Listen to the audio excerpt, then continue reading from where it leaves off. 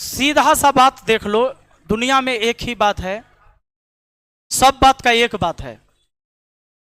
सब कुछ आपके जो तुम्हारा सोच है, तुम्हारे सोचने की जो ताकत है, तुम्हारा दिमाग कितना मजबूत है, इतने पर निर्भर करता है पूरा चीज। और कोई चीज नहीं है दूसरा कि आपके विचार कितने प्रबल हैं, कितने मजबूत हैं, बस इसी पर निर्भर करता है। आप देखना एक चुंबक को, चुंबक के अंदर गुण है खींचने की, लेकिन वो किसको खींच सकता है? लकड़ी को, ईंट को, मिट्टी को। उसके अंदर किसको खींचने की क्षमता है? लोहा को नहीं। उसके अंदर वो गुण है, उस चीज को वो खींचेगा। अब जैसे देख रहा, जो इस टाइप का इंसान होगा ओकर दोस्त सब फिर वैसने टाइप के सब रहेगा। जैसे रोड में घूमे वाला लफुआ बा सब, देखते हो कि नहीं देखते हो? उसका टोटल का लुक भी एक के टाइप के रहेगा, लगभग रहता है कि नहीं? उसका काम भी एक ही टाइप का रहेगा। इंसान के अंदर वही जो चुंबक होता है, वो जो विचार है ना, वही है। तो आपके विचार किस तरह के हैं? विचार आपके साफ सुथरे हैं, एकदम क्लियर है। तुम सोचते किस किस प्रकार की चीजें हो, और पूरा लाइफ उसी पर डिपेंड करता है। और किसी भी व्यक्ति को उतना ही स्थान मिला है जितना वो योग्य रहा है। अगर मुझसे बहुत सारे लोग बहुत आगे हैं, इसका मतलब है कि हमसे उनकी सोच बहुत अलग है, उनकी सोच हमसे काफी ज्यादा मजबूत है, और इसी वजह से वो हमसे बहुत आगे हैं। और जो हमसे आज पीछे हैं वो हमारे इतना नहीं सोच सके, इसलिए वो हमसे पीछे हैं।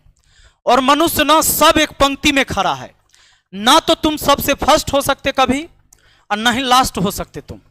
अगर तुम्हें लगे कि दुनिया के सबसे दुखी इंसान तुम हो, तो कभी किसी का दुख देख लेना, झांक के देखना कि तुमसे भी ज्यादा दुखी इंसान दुनिया में है। अभी एक लड़की 2 दिन पहले हमारे पास आई थी, और पटना के एक बड़े संस्थान में उसने एडमिशन लिया बीपीएससी के लिए। वो आई तो पहले तो खूब रोने लगी। पहले आई, वहाँ स्टाफ को बोली कि हमको सर से मिलवा दीजिए। हम बैठे हुए थे, वो आई और खाली रो ही रही है, चुप्पे नहीं हो रहे, चुप्पे नहीं हो रही है, खाली रो रही है। हम कि तो पहले बताओ तो हुआ क्या तुमको? अब वो रोए जा रही है। बोले कुछ तो हुआ होगा, तू बताएगी पहले तब तो हम जानेंगे।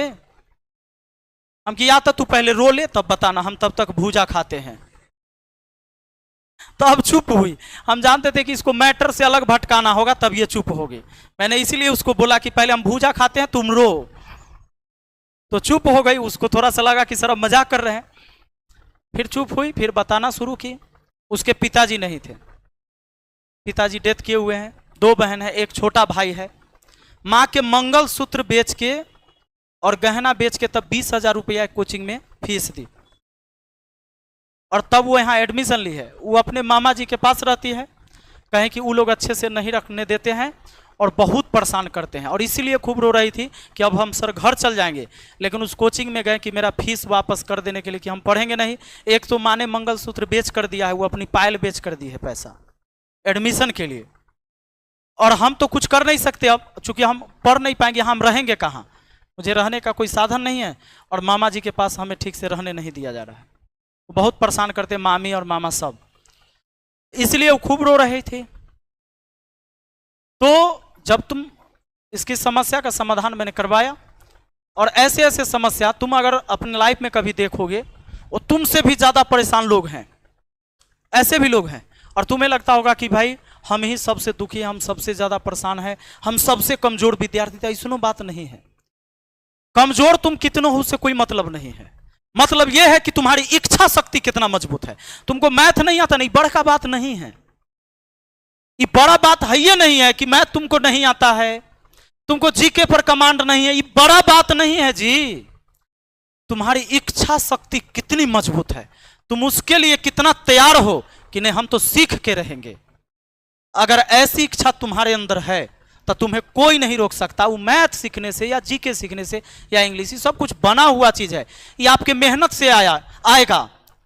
और सीधी सी बात है कि तुम्हारा किस्मत में तुम्हें कितना मिला है, वो तुम्हारे कर्म से मिला है।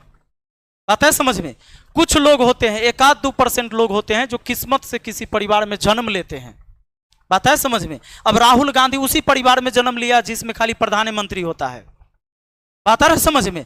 तेजस्वी यादव उसी परिवार में जन्म लिए जहां मुख्यमंत्री बनेगा एक के बाद। नहीं तो उप मुख्यमंत्री बनेगा। ये होती है किस्मत। तो ऐसे कितने % लोग होते होंगे बताओ? 1% से भी कम। जितनी आबादी है, मुख्यमंत्री कै गो बनेगा जी? लेकिन उसके बाद भी उसकी बुराई होती है। बुराई कैसे होती है? बाप जैसा नहीं है। क्योंकि जिस लेवल पर तुम हो ना, फिर तुलना वैसे होगा। कहेगा ना लालू जी जो थे ना, वो बात नहीं है, कोनो भाई में वो बात नहीं है। ऐसे बोलता है कि नहीं बोलता है लोग? अगर तुम्हारे पिताजी खूब अच्छे इंसान है, खूब अच्छा काम किया, खूब पैसा उन्होंने कमाया हो मान लो, और तुम निकम्मा रहोगे ना, तो तुम्हारे पिताजी से तुलना करेगा, बाप तो इसका बहुत कुछ किया था, ये सब बुरा दिया, ये तो सब बेच के खा ना जाएगा। बात है समझ में? तो तुम्हें लग रहा है कि अगर समाज में वैसे इज्जत मिल जाता ना, इज्जत अपना मेहनत से कमाना होता है। पैसा तो तुम्हें किस्मत से मिल जाएगा, लेकिन वो सम्मान, तुम्हारा नाम, बात है समझ में, वो तुमको तुम्हारे अपने बदौलत ही मिलता है। तो इसके लिए आपकी इच्छा शक्ति मजबूत होनी चाहिए। आपका माइंड कितना मजबूत है इस पर निर्भर करता है। मैथ आना ना आना बड़ी चीज नहीं है। ये तो 6 महीना की बात है, 6 महीना तुम रात दिन एक तो करो, और एक साथ हमारे अंदर सारी चीजें नहीं हो सकती। एक साथ जो सोचिएगा कि हम सब बातों सोचे, सब कुछ पढ़ भी ले, जितना दुनिया का सुख है वो भी भोग ले, पहले ही नाम भी कमा ले, सबके नजर में हम अच्छा भी बन जाए, तो ऐसा कुछ नहीं हुआ। ऐसा संभव आज तक किसी के जीवन में नहीं हुआ। जिसने बहुत नाम कमाया है ना, उसकी सबसे पहले बहुत बुराई हुई है, दुनिया ने बहुत टांग खींचा है। ये सब की ले लो। तुम महात्मा गांधी की बात कर रहे हो, महात्मा गांधी की बात कर रहे हो, तो जहां से वो चले ना, गुजरात से थे ना, गुजरात में उन्होंने नाम नहीं कमाया। वो आए बिहार, वहां के लोगों ने उनको वो इज्जत नहीं दिया। वो जो आंदोलन करते थे उसमें उतने लोग भाग नहीं लेते थे। कहते ऐसी पगला हुई, ऐसे कहीं देश आजाद होगा? ये पागल एकरा चक्कर में पड़ोगे, मारपीट करना होगा। और उनका तो विचार होता था कि मारपीट नहीं करना है, तो वहां उनकी बात को वैल्यू नहीं देता था। लोग अलग आए, अपने क्षेत्र से हटे। पहले तो उनका वहां भी विरोध हुआ। अब भगत सिंह, कौन चाहेगा कि भाई, सब माँ बाप चाहेगा कि हमारा घर में भगत सिंह ही पैदा हो जाए, कि जाकर फांसी पर झूल जाए और पुलिस उसके बाप को, माए को, बहन को, सबको उठा कर ले जाए और खोजते रहे? कोई चाहेगा? नहीं चाहेगा। भगत सिंह को भी नहीं चाहता था। उनके परिवार के लोग भी तो मना करते थे कि तुम मत पड़ो इस सब चक्कर में। तो दुनिया में जिसने भी नाम कमाया ना, वो अपनी इच्छा शक्ति के बदौलत ही नाम कमाया है। और इसीलिए आज आप शहीद भगत सिंह का नाम लेते हैं आप, और उनकी नारा लगाते हैं। तो उसने सेक्रीफाइस किया है, अपने लाइफ में उसने त्याग किया है, सबकी बातों को काटा, अपनी इच्छा से चला, और उसका जो मिशन था उसमें वो शहीद होने के बाद भी आज वो अमर है। बात आ रही समझ में? वो दुनिया से चला गया। लोग तो कितने आए गए, हमारे परदादा गए, आपके परदादा गए, कौन नाम ले रहा है जी? कोई नाम नहीं ले रहा है। उन्होंने वैसा कर्म नहीं करा, और उस व्यक्ति ने वैसा कर्म किया जिसके वजह से आज भी उसका जाना तो सबको एक दिन है, लेकिन जाने के बाद भी जो दुनिया में आज तक है जिंदा, नाम तो उसने कमाया ना। तो ये कैसे होता है? कहीं ना कहीं कुछ त्याग होती है। आज विद्यार्थी लाइफ में त्याग क्या करने की जरूरत है? त्याग करने की जरूरत है, ये मोह माया, दोस्ती, नाते, रिश्तेदार, इन सबको त्यागना होता है। और आज अगर तुम सोच लोगे ना ना ना ना ना, मामा जी के लड़की के शादी है, नहीं जाएंगे तो मामा जी गुस्सा जाएंगे, जाना तो पड़ेगा। तुम सारी फॉर्मेलिटी पूरी कर रहे हो, सारी फॉर्मेलिटी पूरी करते करते करते करते तुमने सबके लिए जीना शुरू कर दिया। तुम्हें खुद पता नहीं चला कि तुम अपने लिए कब जिया, तुम्हें समय ही नहीं मिला। तुम सबको खुश करने के चक्कर में रह गए, तुम्हें अपने बारे में कभी पता ही नहीं चला कि हमारी खुशी किस में थी और मैं कैसे खुश हो सकता था। तो सीधी सी बात है, विद्यार्थी जीवन में हमेशा कहता हूं, यह स्वार्थी जीवन होना चाहिए। और स्वार्थी जीवन का मतलब होता है कि ज्यादा दूसरों से मतलब ही नहीं होना चाहिए। आपको शिक्षक से भी ज्यादा मतलब नहीं होना चाहिए, किसी से भी मतलब ज्यादा नहीं। अपना काम हुआ, निकल लिए। बात है समझ में? ये विद्यार्थी जीवन में तुम अगर इतना सेल्फिश हो गए ना, तो तुम बहुत आगे जाओगे। और जब तुम बहुत आगे चल जाओ, तुम्हें पता चले कि अब हमारा जीवन में कुछ बिगड़ने वाला नहीं है, करो सेवा, समाज सेवा करना है करो, मैं मना नहीं करता हूं, लेकिन तुम कुछ रहोगे तब ना समाज की सेवा करोगे। और तुम्हारा 1 पैसा का औकात नहीं है, तो तू क्या समाज की सेवा करेगा? समाज के लोग आज भी गाली दे रहा है और उस टाइम भी तुमको गाली देगा। समाज के लोग ऐसा नहीं कि तुम्हें कहीं लेके सीढ़ी पे लेके लगा के स्वर्ग में लेके जाएगा तुमको, ऐसा कुछ नहीं है। बात आ रही समझ में? तो थोड़ा सा स्वार्थी बनिएगा अपने लिए समय निकालिएगा, खुद के लिए। हमेशा देखना कि हमारा फालतू टाइम कहीं बर्बाद हो रहा है, उसको बर्बाद नहीं होने देना। ये गणित बड़का चीज़ नहीं है। मेरे जैसा इंसान जब सीख सकता है गणित, मैंने अपने जीवन में फील किया कि 10वां तक हमको कुछ बुझाए नहीं करता था, इंटर तक आए नहीं करता था, डर से बायोलॉजी पढ़ा, और आज मैं मैथ पढ़ाता हूँ। तो जब मैं मैथ सीख सकता हूँ तो तुम क्यों नहीं सीख सकते? और मैं जब मैथ पढ़ाता हूँ तो मुझे पता है कि मैं बहुत अच्छा पढ़ाता हूँ। मैं ऐसे पढ़ाता हूँ कि कमजोर से कमजोर विद्यार्थी सीख सके। अब क्लास कोई छोड़ देगा तो हम उसका क्या करेंगे? मैं तो पहले ही बताया कि बच्चा को कभी दवाई पिलाती हो तुम, और दवाई पिलाओगे तो कुछ बच्चा है जो पीना चाहेगा, कुछ बच्चा पीना नहीं चाहेगा, वो बदमाशी करता है। उसकी माँ बार बार दवाई पिला रही, वो मुंह घुमा देगा, अब मुंह घुमा दिया, जबरदस्ती चम्मच से ठूस कर पिलाया ओकरा, और तब भी क्या करेगा? वो फेंक देगा मुंह से बाहर। उसको माँ क्या कर लेगी जी? बात आ रहा समझ में?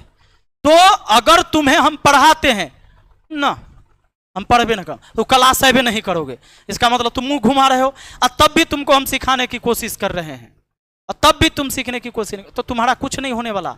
इस दुनिया में लड़कर आगे बढ़ा है, हर जगह लड़ाई लड़ाई लड़ रहे हो आप। तुम अपने ही साथियों को पीछे छोड़ने के लिए तुम पढ़ाई कर रहे हो।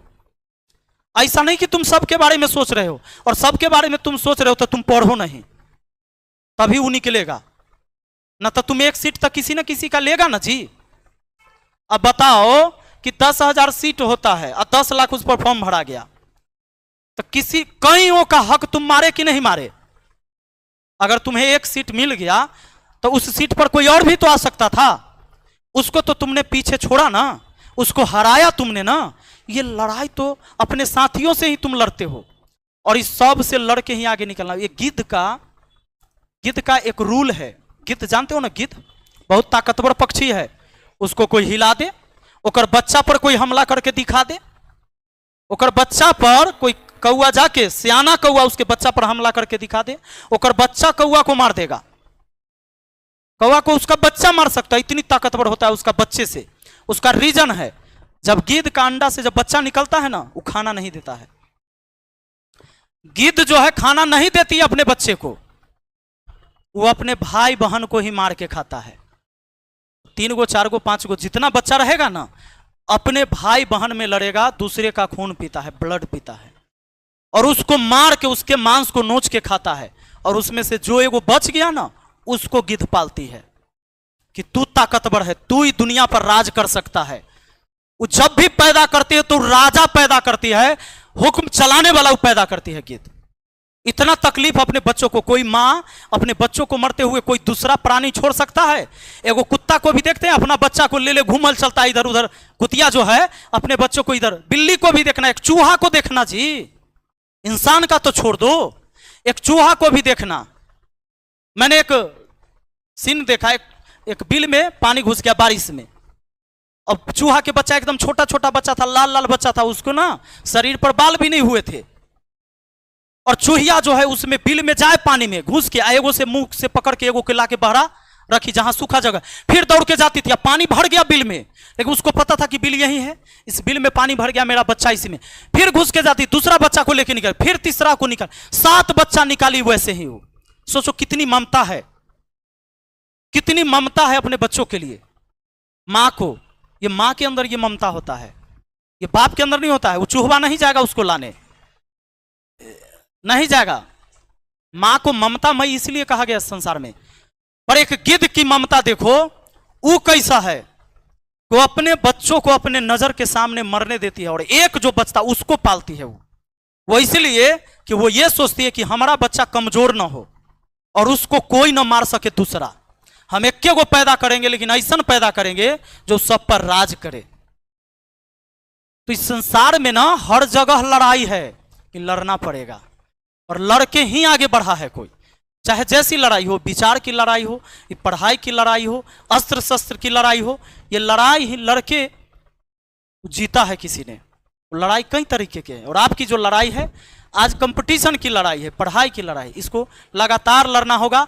अपने हथियार को तेज करना होगा। पहले भाला तलवार को तेज कैसे धार करता था, नहीं, तो ये तेज करने के लिए आपको प्रैक्टिस करना होगा, ये बार बार सवाल बनाने होंगे, तब आपको याद रहेगा। बस यही बात है और कोई बात नहीं है।